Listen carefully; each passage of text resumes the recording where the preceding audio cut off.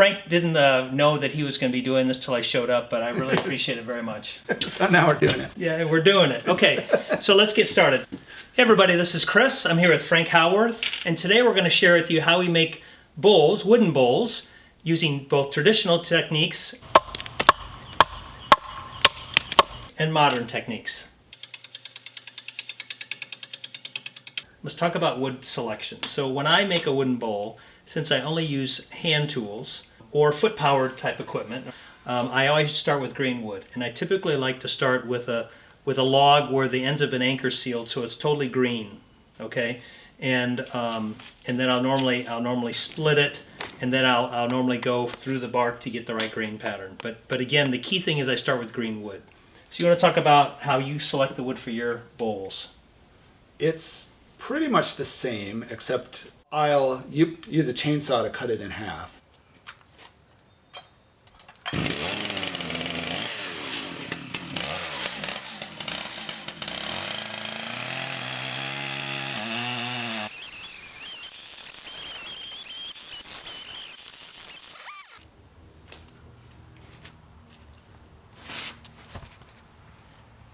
Okay. But green wood is good for turning because it cuts really nice.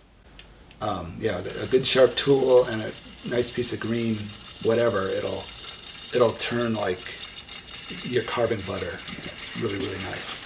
Well, if it's going to be something that's a solid, like one monolithic piece. Okay. If I'm doing a segmented bowl, then I'll glue up a bunch of segments, and those will be dry pieces because you don't want them to move very much once you've glued them together. You know, as far as the wood shrinking and expanding. Now, I've never made a segmented bowl, but can you just give a couple key points for people who want to make a segmented bowl? Well, you basically glue up a rough bowl shape out of segments, and it's usually done with a bunch of, you make a ring, and then you stack all the rings up.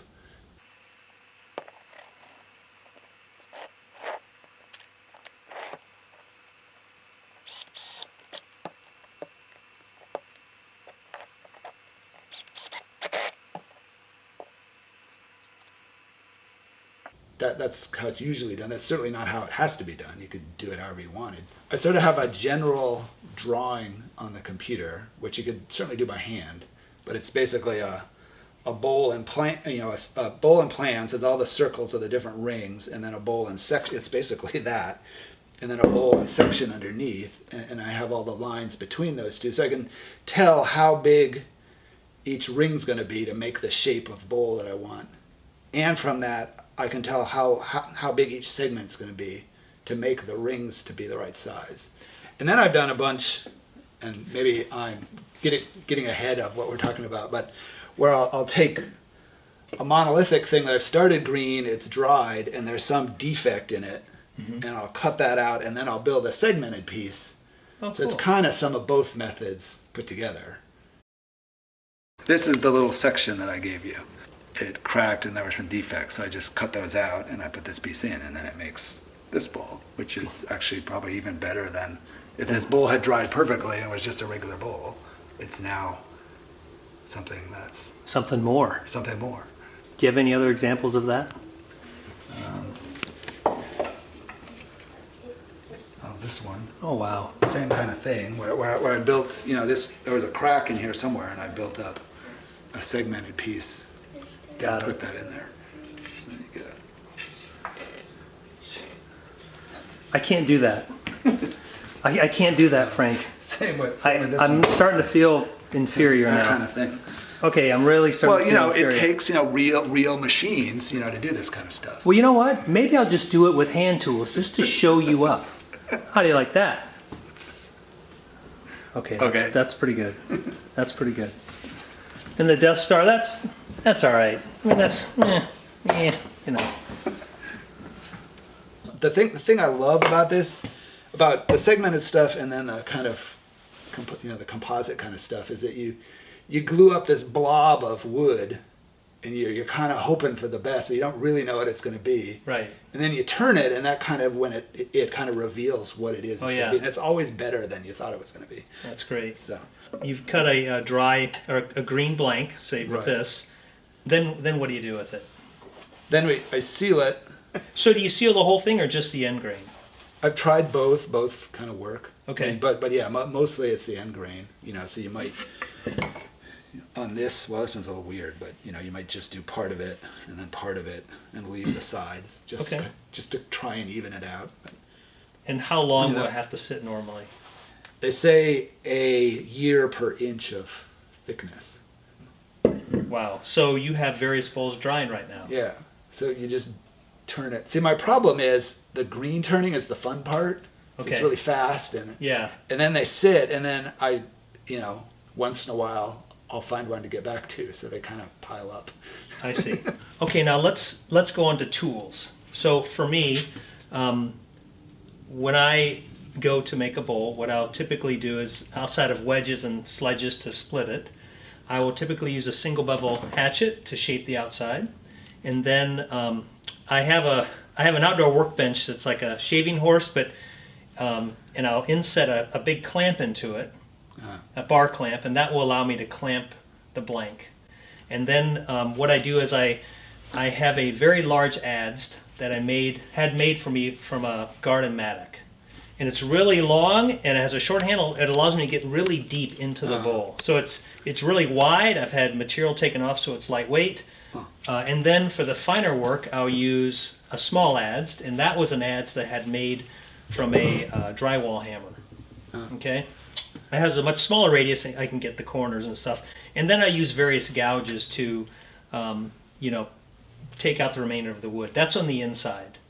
And then on the outside, I typically, what I like to do are these oval bowls with sides on them, which allow me to carve into. So that's why I like. Right. I guess what you can't do the segmented bowls are really cool, obviously, but what I can do that you can't necessarily is, you could eventually take this out and carve it, but I set up like a carving surface that allows you to carve figures into it.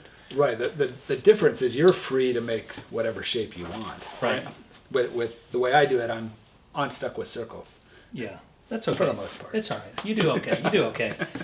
Now, and to create the outside surface, I will use a draw knife, or I use my slick chisel, because a slick chisel is really a huge chisel with like a 3-inch wide piece, and you can get a nice 3-inch wide shelf on your bowl.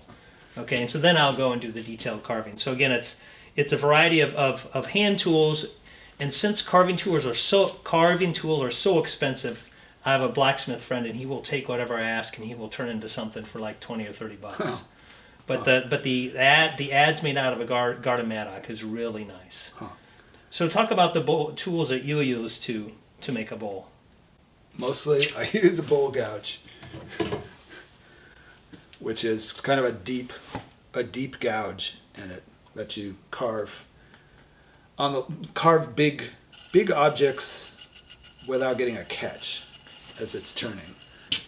Now, don't they have tools now with carbide tips on them? Oh yeah. No, I haven't gone down that road yet. Okay. I've heard once you do that, you don't go back. Because their eyes super sharp, they're right? you don't sharpen, and they cut really nice, and they don't catch, and they, I've talked to people that started with those, and now they kind of regret it because they never learned to do it the with hard a way. Gouge.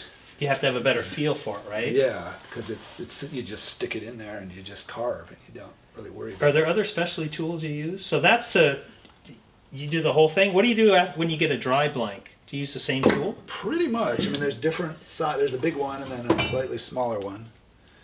And then to get a good surface, I have a scraper, which is basically a flat blade, and that'll cut a smoother. I've been learning recently how to use this to get a really nice surface, though, which you can do by the way that you angle the blade into the wood. I see. Now, as you know, I have a foot-powered lathe. Some of you may have seen that video.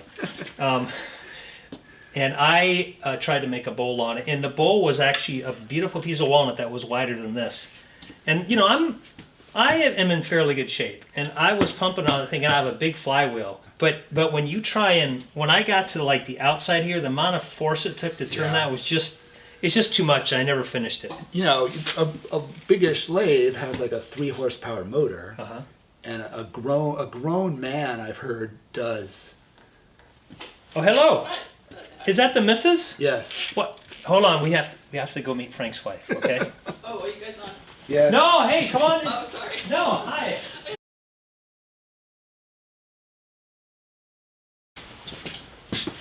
Okay, where were we?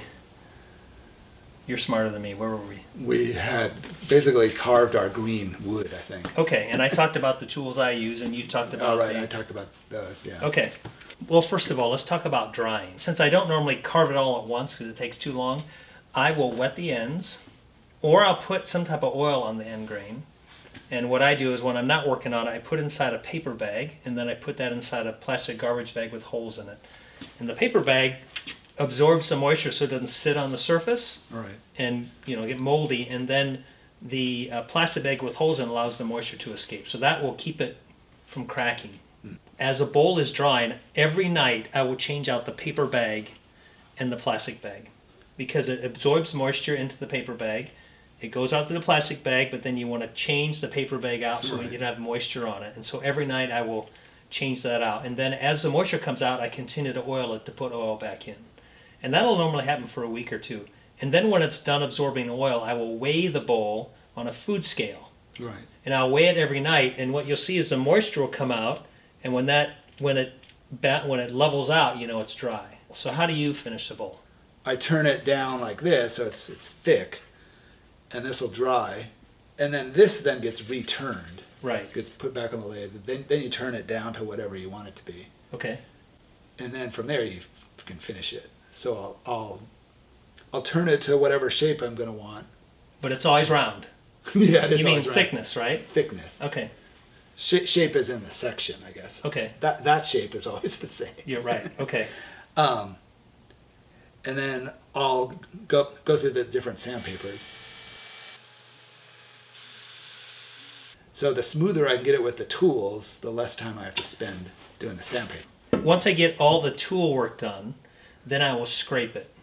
And I'll take a scraper, a Like metal a scraper card. a scraper card. Yeah. I do as much scraping as possible. I do very little sanding. Now, a good scraper on walnut and you can make it very smooth. And actually, what's great about the way I make bowls is the tool marks are always there, and it really gives it character. Yeah. You just want to take away all the edges. So I will scrape the whole thing down, and then I'll normally do some sanding right at the end, but not much sanding because sanding is just hard to do. Yeah. But I do mostly scraping to smooth it down. And so you talk about sanding again. And then I'll just sand it down and then put finish on it.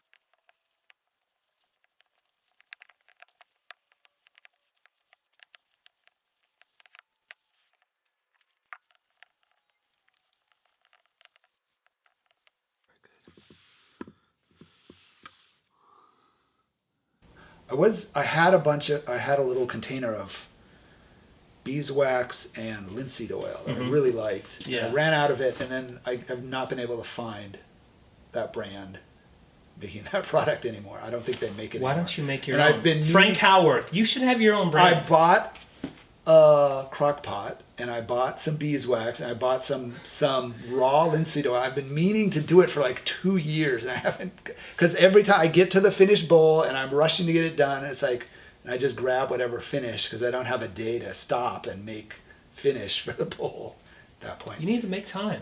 This Yeah. is important. And then you could share the recipe Right. with your I subscribers. know, They love I it. need to do that. You could bottle it. You could sell it. Now there is a technique, and I've done it once, I want to do more of it, where you do it more like you do it, where I take the green piece and I turn it all the way to the final form, and then you just dry it at that point. The risk of that is that this can dry and it can have cracks in it, but since it's thick, you can work around it. When you go all the Right. way, that's the risk that you can run. It dries, and whatever it dries into, that's what it is. Whether it, Okay. if people do it, and if you have some experience, you can have it dry into these funny kind of oblong shapes that are really cool. Well, sycamore can really dry crazy. Sycamore can twist and do crazy stuff. But are there some woods that you stay away from? They don't dry very well, they don't turn very well. God, I don't remember what it was. I got a piece of something. I got a couple of pieces from someone. This is maybe, I don't know, 7 or 8 years ago, and I turned it and I let it dry, and I don't remember what species it was. I wish I remember, but it literally just like as it dried, it just like flaked apart into, it wasn't like it just cracked. It just like the wood almost just fell apart. It was just completely okay. That just does not work. What's your favorite wood to turn, and why? Yeah, certainly. Or bowls? I certainly like walnut. Okay. Walnut's just nice. Yeah. I tell you that my favorite wood to make bowls out of is cherry. Yeah. Because what's great about cherry is it starts out, there's all different range of colors, but typically cherry will darken over time. And so, like my favorite bowl, I started as fairly light, and I thought that's how it ended up, and now it's a beautiful dark red. So I really like cherry. It's just beautiful. But walnut's the best thing to turn, to carve, whatever. It's hard like a hardwood, but it cuts nicely. Yeah, it doesn't So chip. It doesn't chip or...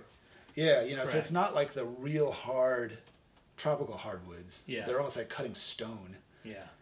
but they can certainly be that pretty, and it can kind of feel that durable when you're done, but working with it is really nice. Yeah. It's funny, you turn something, and I think because it's a bowl, people put it in a utilitarian Mode. place. Yeah, they put...